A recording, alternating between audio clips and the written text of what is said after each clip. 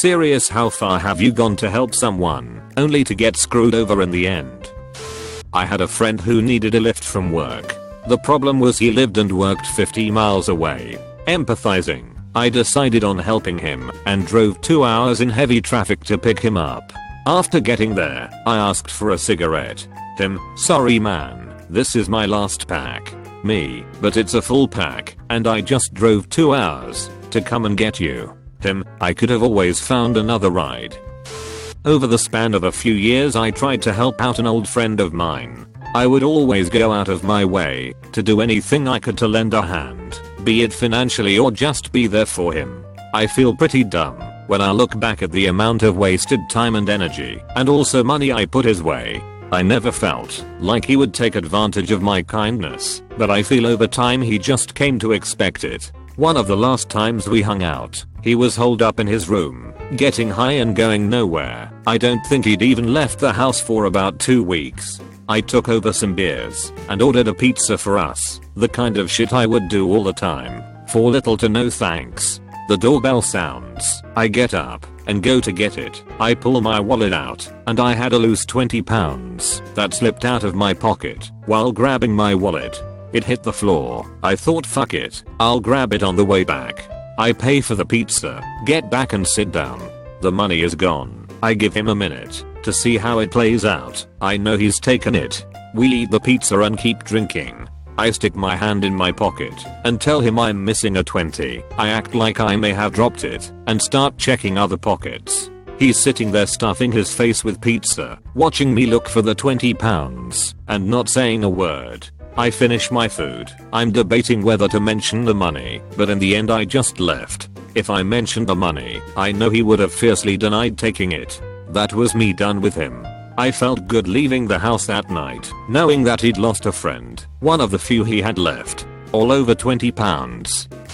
My mom started working with a food pantry in the late 80s. She met 2 very young women who had babies. They were homeless, and having been a young single mom herself, my mom decided to help them. She found them an apartment and paid the rent for 2 months. She got all the utilities turned on, furnished the place and stocked the fridge and pantry. She helped them find jobs and got the church to help find low-cost childcare. Basically, she set them up to succeed. Pretty quickly, they both quit their jobs, got back together with their dirtbag, convict, abusive boyfriends. My mom said she really started having really bad vibes from them. She was also getting fed up with their bad decisions and eventually walked away from the situation. They quickly got evicted. Of course, they end up back at the food pantry telling their sob story to an old lady who worked there. Old lady and her husband take them into their home temporarily. Well, a couple days in, one of the dirtbag boyfriends robs and murders the old couple. My mom was so freaked out over how close she came to being murdered. A very close friend of mine years ago was hard up. He really needed some money to get by. The number was $2,000, and I was able to help him out, so I did.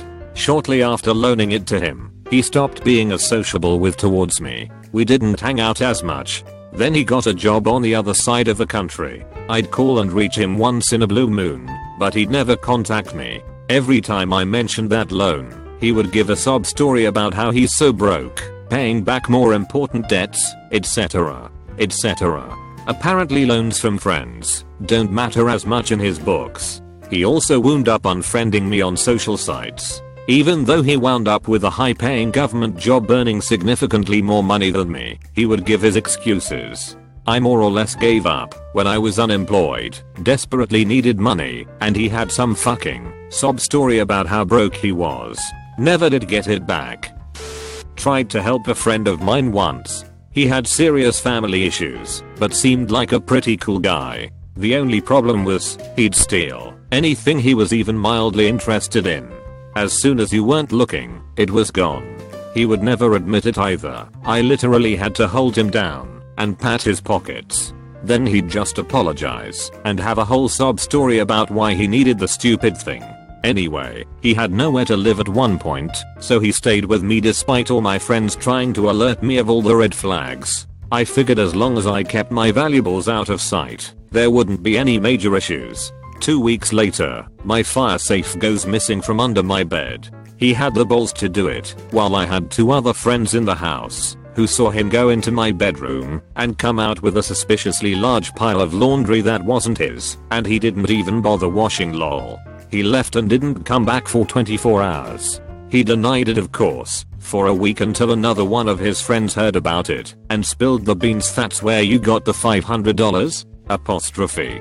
So he cried and whined and made up shit. I, in my infinite stupidity, decided to let him stay and figured he could pay an extra $100 a month in rent to pay me back. I come home the next day to find all my DVDs, gaming console, and games gone, as well as his room cleaned out. Fucking piece of shit scumbag. That was the only time in my life I've seriously considered murder.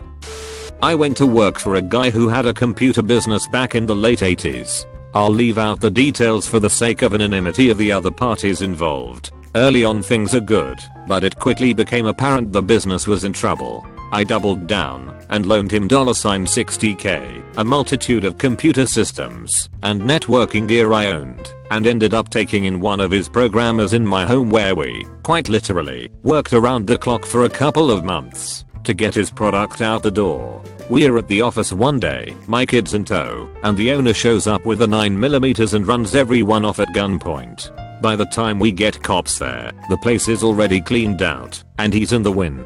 I lost the $60K, all of my computer equipment, and then, later, discover that the programmer that I had taken in had been sexually molesting my kids. I gave the programmer the choice of going with me to the police department to confess everything he had done, or never being heard from again. I never caught back up with the business owner. Grew up in a dysfunctional family. As an adult, I tried to help my mom leave her abusive husband. When I realized that she'd always go back to her familiar rut, I resigned myself to distancing myself from my toxic family. That is until I saw her at a family get-together, and she was shaking uncontrollably and had difficulty speaking. The abuse was literally driving her into a continuous nervous breakdown. That was too much to see. I contacted my siblings, and we made a pact to support her leaving her marriage no matter what. Well, that lasted less than a day, with my siblings pointing the fingers of blame towards me. This resulted in my father dying believing that I was out to get him, my mother now being a pawn of my siblings, and an extended family who dislikes me. Met my ex-best friend through another friend. When I met her, her apartment was disgusting because she never cleaned. She smelled kind of weird because she rarely did her laundry, and she only ate fast food or whatever anyone else would bring her. She was super depressed, so never had the drive to go out. Luckily, her stepmom owned her apartment and said she wouldn't have to pay rent until she got a job, or else she would have had no place to live because she had no job the first 6 months I knew her, who knows how long before that, and had to bum money for her $50 cell phone bill each month, which I helped pay on occasion. Her old roommate she found on Craigslist moved out, so I moved in, helped clean the place up and make it look livable. Cooked dinner for us every night because she legit had no idea how to cook, so she wasn't just eating fast food every day and hating herself for it. Got her to start going out of the house again and hanging out with her friends again. My job had an opening for $11/HR to scan papers all day, full-time MF health insurance, paid vacation, etc. So that job was basically handed to her when I told ours I knew someone for it. She started to feel better about herself, keeping the place clean, doing laundry, buying new clothes, etc. Finally had money and health insurance to be able to see a psychiatrist to help with her depression. And then she meets a guy. Total shit. Abuses her physically and mentally. I helped her so many times after incidents with him, and I was basically the only person there for her. I knew her for a month before her dad died, and I was one of 2 of her friends who dropped everything to help her out afterwards. Her BF knew I didn't like him, and he was afraid I would get in her head and convince her to leave him, so he got in her head first and convinced her I was a shitty friend. Broke up our friendship, causing me to have to move out and back in with my parents. We had an argument a few weeks later when I saw her, and we were both drunk, where she basically laughed in my face when I told her I helped her get a life together. She stayed with him for almost another year after that, and I lost the best friend I ever had. honestly makes me afraid to ever risk my own happiness to help someone else get their shit together, and it's heartbreaking to watch someone you love be destroyed by someone else knowing nothing you do can help. My boyfriend's stepbrother was having issues with his roommates and asked to move in with us. He was clean and we'd all lived together before, so I saw no problem. 3 days later he'd moved in his brand new girlfriend from work because she had a shitty roommate too, allegedly, although I'm sure she was just a cunt, like she was to us in the end. Things were fine for the most part. We even helped them move into our complex a few buildings down and gave them some furniture. However, the second their shit was out of my apartment, they suddenly didn't have the money for their portion of the bills to load, and I needed to just figure it out myself since, well, we have to take care of our own. Sorry. I was 19 years old, supporting my boyfriend, who just lost his job the previous month, on the tips I made serving at a small chain restaurant, while juggling being a full-time student, caring for 3 animals, and my rapidly deteriorating health at the same time. I could barely make it up the 3 flights of stairs to my apartment without collapsing from exhaustion due to my medical condition, and those pieces of shit stuck me with a $600 bill due in 4 days, and walked away knowing damn well I'd have to serve my ass off just to make it on time. Fuck you Josh and Sierra, I hope your gas tank gets sugared and your cosmetics give you a skin infection. About 35 years ago, I met a couple about my age at a church. Down on their luck, unemployed and with a newborn. The pastor talked me into letting them stay in a vacant apartment I had. No problem, I say, stay rent free till you're employed. Then, there is an opening at my work. The husband gets hired on my recommendation. He doesn't do too bad of a job either. Within a week or so, I keep hearing from coworkers that he is a piece of crap and is constantly trying to get me in trouble and fired. I confront him, and of course he denies it, but it continues. It was bad enough they fire him for being a troublemaker. Once I had proof of his backstabbing, I gave him and his wife a notice to move. The pastor tried to intervene, suggesting forgiveness and understanding. Fine, I say, I'll tell them they can move in with you. Oddly enough, he had no more to say. So, to get them to move, I had to physically force them out. Didn't care about the legalities at this point. These ashats had trashed the apartment in less than 2 months, ruining the floors, breaking several windows, and damaging the drywall in every room. The worst part? They never took out their trash, just piled it up.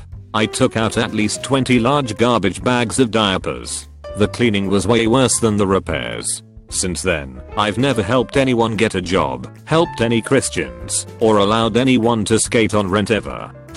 This is not the biggest deal, but my little brother and I was 19, he was 13, were in the McDonald's drive-thru line, and it was about 11 PM. The plaza was pretty empty and there was really no one out, only about 3 cars in the line. A teenage boy taps on my window and tells me how his ride hasn't arrived and he needs to call his dad urgently, and he's scared and asks to borrow a phone to make a quick phone call. He seemed pretty panicky and I felt bad and didn't want him out alone so late, but I was also a little bit hesitant. At the time I had just gotten a new iPhone after getting it stolen at a nightclub, so I really didn't want to let him borrow mine. So I tell my brother to let him use his phone and that it will be alright. I give him my brother's phone.